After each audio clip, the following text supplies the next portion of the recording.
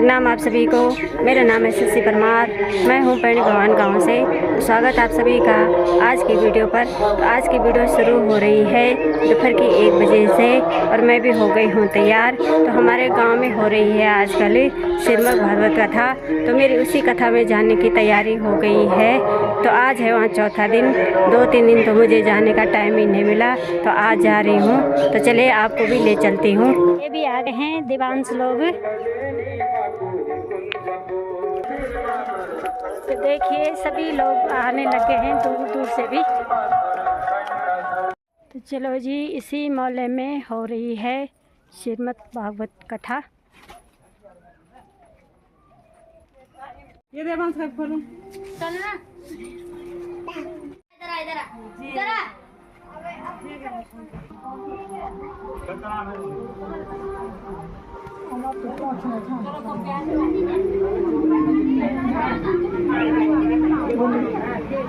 राजराजेश्वरी मैया से मनाग राजा भगवान की महारानी की श्रृंगेश्वर महादेव की हर हर महादेव।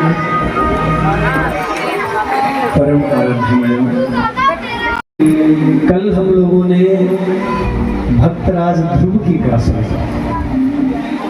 ध्रुव कोई कथा नहीं है, ध्रुव कोई नाम नहीं है, ध्रुव है संस्कार। हम भी अपनी संतानों को ऐसा ही संस्कार दें। ध्रुव जी राज सिंहासन पर बैठे, कहते हैं कि ध्रुव जी का भाई था उत्तम, यक्षों के साथ लड़ते लड़ते वीर गति को प्राप्त हो गया। ध्रुव जी को जब यह सूचना मिली कि मेरा भाई वीर गति को प्राप्त हो गया है, तो ध्रुव जी को बड़ा क्रोध आया। भाई का प्रेम तो बड़ा अद्भुत है। जैसे उनको यह सूचना मिली कि इन दुष्ट यक्षों ने मेरे भाई का अंत किया है, मेरे भाई की मृत्यु का कारण ये यक्ष है, तो यक्षों से ध्रुव जी का बड़ा घमासान युद्ध हुआ। बड़ी विचित्र कथा है भागवत में। 10वें स्कंद, ये क्षमा करिए, चतुर्थ स्कंद के 11वें अध्याय में बड़ी अद्भुत कथा। ध्रुव जी ने उन यक्षों का अंत किया।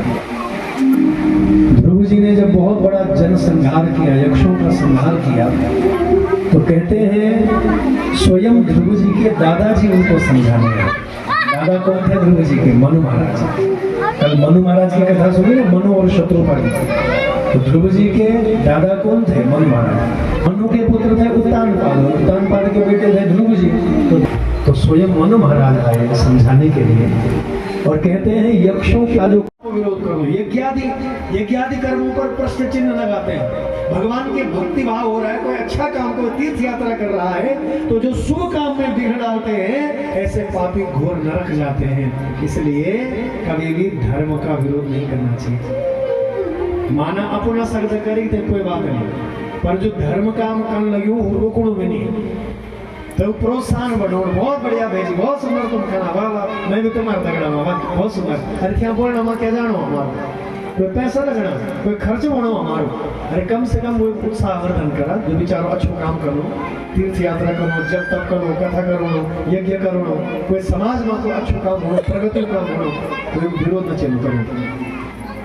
बोलो हर हर गंगे, हर हर गंगे, जोर से बोला हर हर गंगे। मैं विश्वास का मही तुम पर कि सच अच्छे रहे थे, क्या कथा याद है विश्वास का मही में तुम पर जब हर हर गंगे में उनको मुड़ी याद है कि हर हर गंगे को बहु नहीं जी, जब हर हर गंगे में मुझे याद है, मेरी लंबी चौड़े कर सचेतन था याद है। भगवान बाबू ने कहा धनारे मालिक है।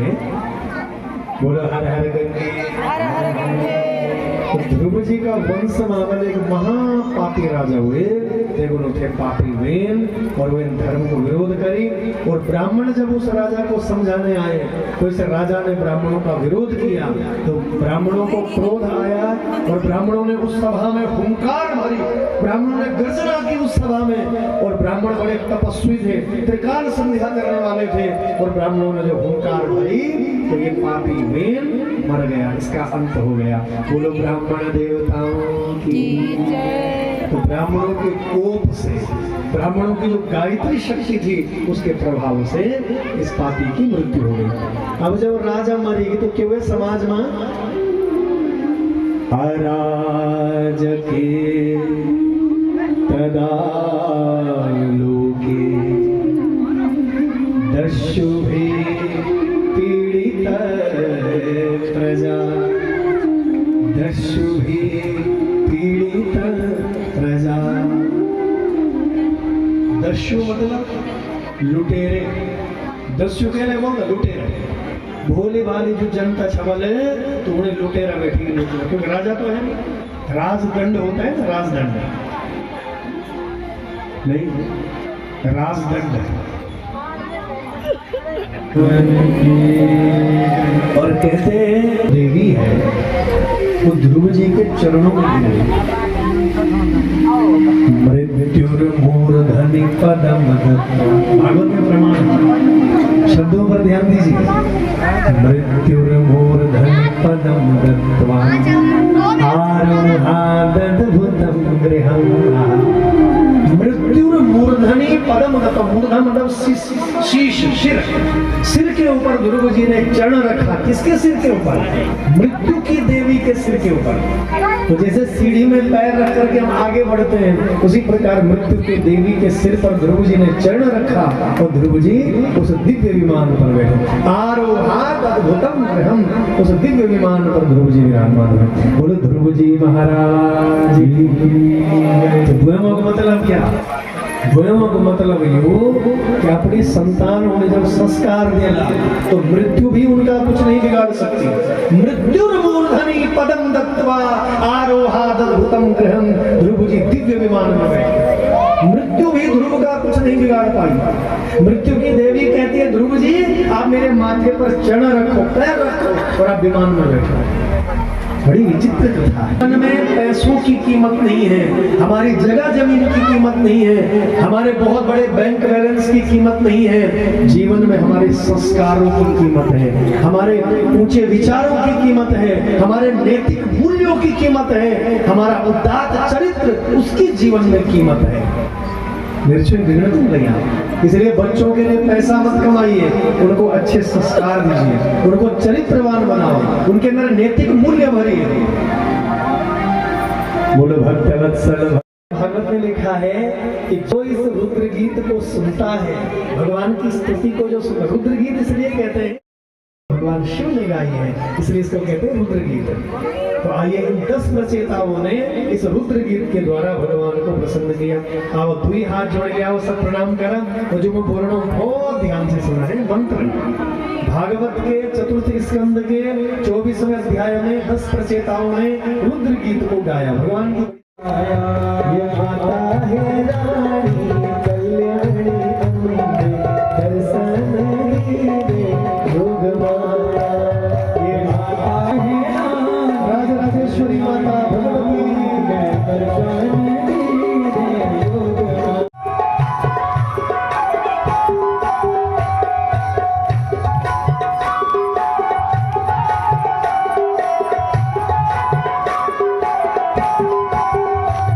ये दूर दूर मीठिले भगते छे आया, दर्शन दे जोग माया। ये दूर दूर मीठिले भगते छे आया, दर्शन दे जोग माया। ये दूर दूर दर्शन दे जोग माया।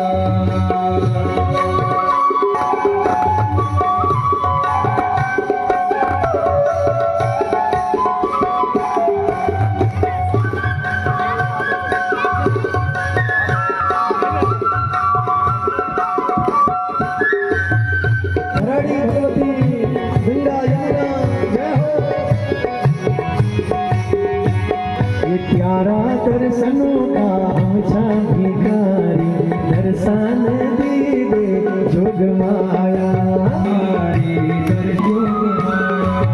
ये प्यारा दर्शनों का मुझा भिखारी दर्शन दे दे जोग माया ये प्यारा दर्शनों का मुझा भिखारी दर्शन दे दे जोग माया ये माता है रानी कल्याणी अम्बे दर्शन दे दे योग माया कल्याणी अम्बे दर्शन दे दे योग माया ये माता है रानी कल्याणी अम्बे दर्शन दे दे योग माया माता है रानी कल्याणी अम्बे दर्शन दे दे योग माया हाँ दूर दूर बरटिले भक्त दर्शन दे दे योग माया दर्शन दे दे योग माया दर्शन दे दे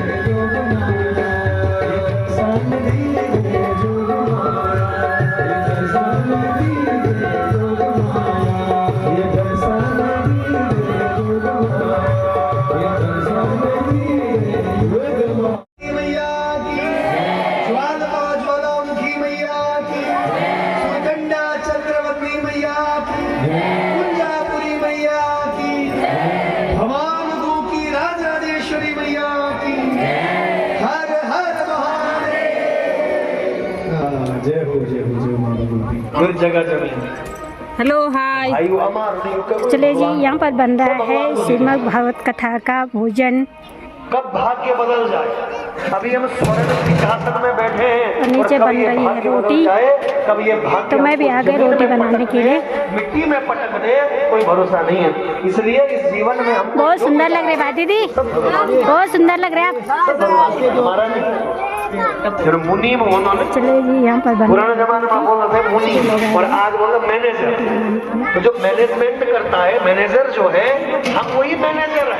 मालिक कथा का आनंद। इस मकान का मालिक हम हैं। आज बहुत भीड़ है ना, भगवान ने आज जो है कथा में 4 दिन है, भीड़ बहुत है सेवा कर रहे हैं और एकादशी भी है। मानुषम यहाँ पर बन रही है रोटी, तो मैं भी आ गई। प्राप्यम मानुषम देहम। सबसे प्रिय तो प्राण होते रोटी भी बनकर तैयार हो गई और मैं फिर से आ गई कथा पांडाल पर। तो अभी यहाँ पर श्री कृष्ण भगवान का जन्म उत्सव होने वाला है, तो आपको भी शामिल करते हैं श्री कृष्ण भगवान के जन्म उत्सव में।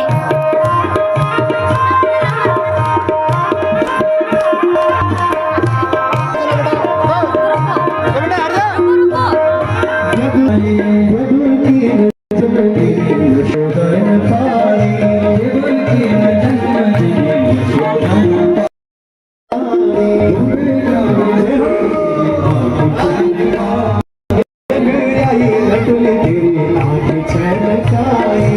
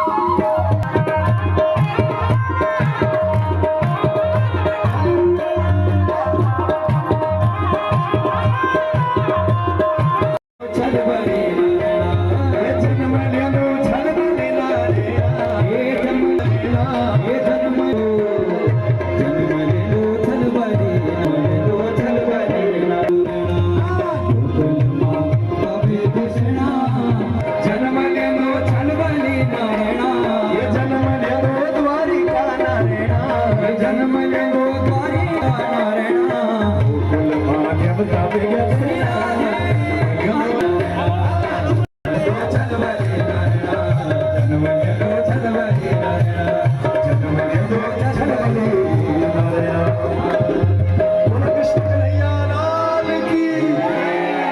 आप लोगों को भगवान के प्राकट्य उत्सव की एक बार पुनः जितने अतिथि पधारे हुए हैं अतिथियों को भगवान के प्राकट्य उत्सव की बहुत बहुत बधाइयां और बहुत बहुत स्वागत। वंदन मेरे व्यासपीठ का। बोलो कृष्ण कन्हैया लाल की हर हर महादेव।